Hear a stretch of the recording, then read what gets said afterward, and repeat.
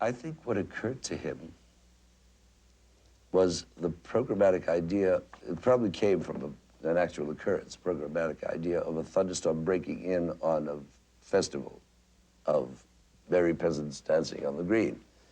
Why do you think Beethoven wrote such a powerful but rather serene piece at one of his darkest periods in his life? Well, I mean, there's a popular myth that composers write the way they feel at the moment that they're writing, which is simply not true. For example, Tchaikovsky wrote his Pathétique when he was suicidal. You could see him wanting to die and sitting down the piano.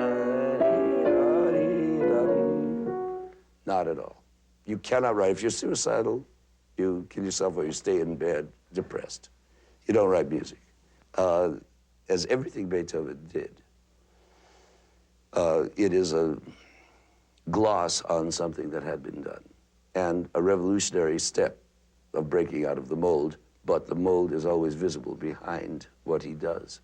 In other words, what this piece has is a rather conventional, if you want, nothing's conventional in Beethoven, but if you want, the first movement, which is sonata form, right? The development section of that first movement is very unusual in that it relies on repetitions all the time. But he then he stops, right? And then he has a conventional slow movement, which is the so-called scene at the Brook. And the only thing really that is unconventional about it, because it is a kind of song form, is the coda in which he suddenly introduces a cadenza for woodwinds of the orchestra, one imitating a nightingale, one imitating a quail, one imitating the cuckoo, nightingale. This was new. Not really new, because Rameau had done this sort of thing, and on their little harpsichords, but not in a symphony. That's a quail, that's the wachtel, and the cuckoo goes underneath. Titteri is the wachtel, that's the cuckoo. The nightingale's chilling, so the three together. Makes the cadence. Otherwise, it's a pretty conventional, beautiful movement of flowing.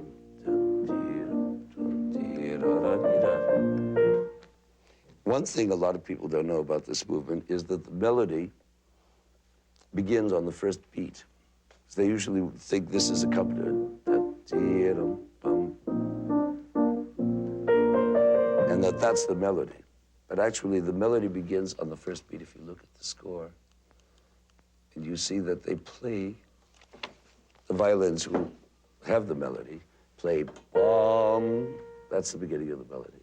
Then it continues, da-da-da, all of which is just an ornamentation of that first single B flat. In other words, it goes D. The melody's already begun.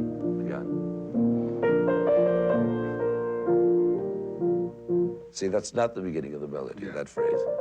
It's an elaboration of the single note, B flat. It's just a way of ornamenting that single note.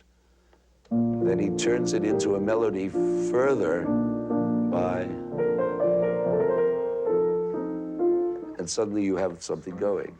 But the beginning of the melody is that. That's what the melody is about. It's not the ordinary conception of a melody. It's ornamentation. One note, ornamentation. And out of this ornament, he makes a melody. The minute he gets to the dominant, you know he's in the middle of a melody. Sorry for the wrong notes.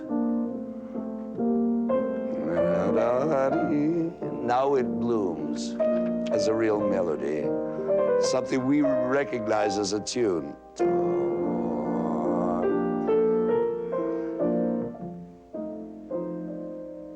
Is the last note of the melody, which also is the first note of the repetition of the melody. If you listen, you'll see.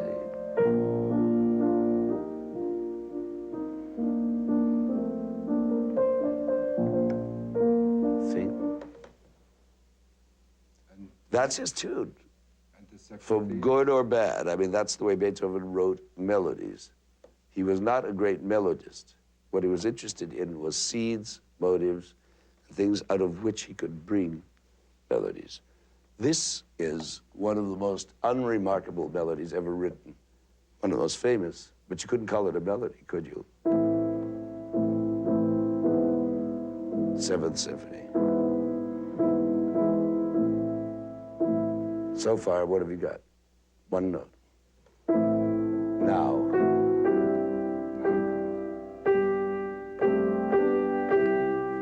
Some melody. Now it becomes a little more melodic.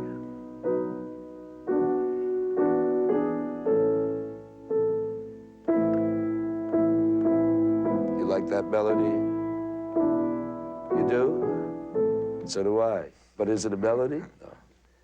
There is no aspect of Beethoven in which you can say Beethoven is great as a melodist, a harmonist, a contrapuntist, a tone painter, his orchestration. You can find fault with all of them. If you take any one of these elements separately, you find nobody. There's nothing there. He spent his whole life trying to write a good fugue, and he himself admitted he never succeeded. And as far as his orchestration is concerned, you could have it. I mean, it's bad. It has trumpets sticking out, all playing the same note, and it's sort of drowning out everybody else. You can't really hear. You have to balance. The melodies go like that, and you can't really say it's a great melodist. And the harmonies, any child could write. And as for harmonies, how many times do you have to listen to the pages of one chord over it? That's not very interesting harmonically, right? Well, what makes it interesting? Well, it's the form. Well, form is a mold that can be made to be very uninteresting factor. But in Beethoven's case, the form is all because it is a case of what note succeeds every other note. And in Beethoven's case, it is always the right next note, as though he had some private telephone wire to heaven, which told him what the next note had to be. No composer ever had that, even Mozart, to that degree, where everything is so unpredictable and yet so right. It all checks. It all works out. You can rely on it. You know the next note has to be the next note and the only next note that could come. And that makes his form perfect.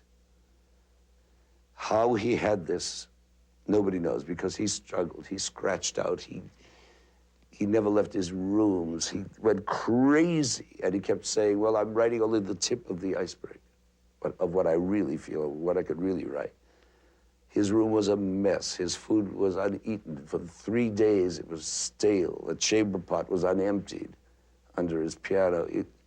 He moved all the time. He couldn't find a place that was right. He kept trying. If you look at those sketches, you see the crossings out. You see the agonies that this man went through. And what has finally appeared as the finished product looks as though it was simply phoned in from God.